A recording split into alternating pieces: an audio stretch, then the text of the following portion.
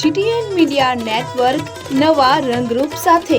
इस वीडियो को लाइक करें, हमारे चैनल को सब्सक्राइब करें और बेल आइकन जरूर प्रेस करें। છોટાઉદેપુર જિલ્લાની જીવાદોરી સમાન સુખી જળાશય યોજના કે જેની કેનાલો જર્જરિત હતી વર્ષોથી ખેડૂતોની માંગને ધ્યાનમાં રાખી છોટાઉદેપુર જિલ્લાના ત્રણેય વિધાનસભાના ધારાસભ્યોના પ્રયાસોથી સરકારે તમામ કેનાલોનું આધુનિકરણ કરવાની કામગીરી હાથ ધરી અને ₹225 કરોડને ખર્ચે નહેરોનું આધુનિકરણ કરવાનું કામ મંજૂર કરાયું। જળ સંપત્તિ અને પાણી પુરવઠા મંત્રી કુંવરજી બાવળિયાને હસ્તે ખાતમુહૂર્ત કરાતા ખેડૂતોમાં આનંદની લાગણી પ્રસરી ગઈ છે। છેવાડાના માનવીને પીવાના પાણીની સુવિધા મળે તે માટે સંખેડા અને નસવાડી તાલુકામાં ₹85 કરોડને ખર્ચે નવા પ્રોજેક્ટનું પણ ખાતમુહૂર્ત મંત્રી બાવળિયાને હસ્તે કરાયું। કાર્યક્રમમાં સાંસદ ગીતાબેન રાઠવા, રાજ્યસભા સાંસદ નારણ રાઠવા, ધારાસભ્ય રાજેન્દ્રસિંહ રાઠવા, ધારાસભ્ય અભયસિંહ તડવી, જિલ્લા પંચાયતના પ્રમુખ મલકાબેન પટેલ, જિલ્લા ભાજપ પ્રમુખ ભૂપેન્દ્રભાઈ રાઠવા સહિત આગેવાનો, અધિકારીઓ અને મોટી સંખ્યામાં ખેડૂતો ઉપસ્થિત રહ્યા હતા। મોહસિન સુરતી, છોટાઉદેપુર।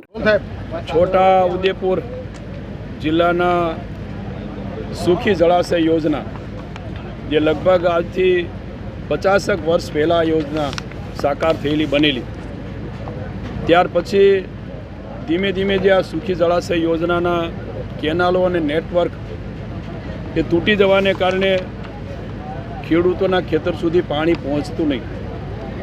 કેટલાક સમયથી આ વિસ્તારના સન્માનની ધારાસભ્યો અને સંસદ સભ્યો અને પ્રતિનિધિઓ તરફથી સરકારમાં અને અમારા વિભાગ પાસે રજૂઆતો થતાં અમે આ સુખી જળાશય યોજનાનું પાછું ફરી વખત નવીનીકરણ કરવા માટે, એના કેનાલોને મૂળ સ્થિતિમાં લઈ જવા માટે, એના તૂટેલા સ્ટ્રક્ચરોને ફરી પાછા રિનોવેટ કરવા માટે અમે અમારા જળ સંપત્તિ વિભાગમાંથી લગભગ ₹225 કરોડ એ રકમ મંજૂર કરી છે।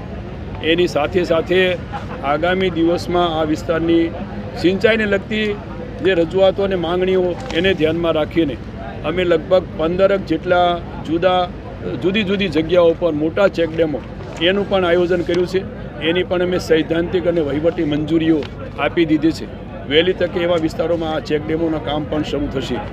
સાથે આ વિસ્તારના હેરણ આડબંધ કે જે ડિસિલ્ટ થઈ જાય, સિલ્ટિંગ થઈ જાય છે, એને પણ અમે ધ્યાનમાં રાખીને એની મુલાકાત લીધેલી। અમારા એ વખતે મારા માનનીય સાંસદ અને મારા ધારાસભ્યો પણ સાથે હતા।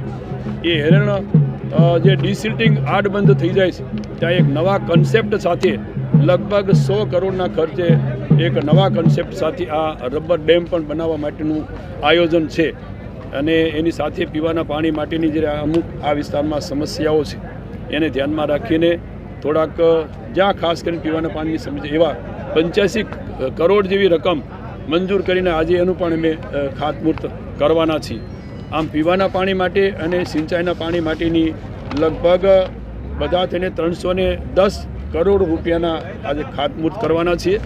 આગામી ટૂંક સમયમાં જે કાંઈ ચેક ડેમો મંજૂર થયા છે, ચેક ડેમોનું પણ અમારા આ વિસ્તારના સન્માનીય ધારાસભ્યો અને સંસદ સભ્યોને સાથે રાખીને, પ્રતિનિધિઓને સાથે રાખીને એ પણ વહેલી તકે કામગીરી શરૂ થશે।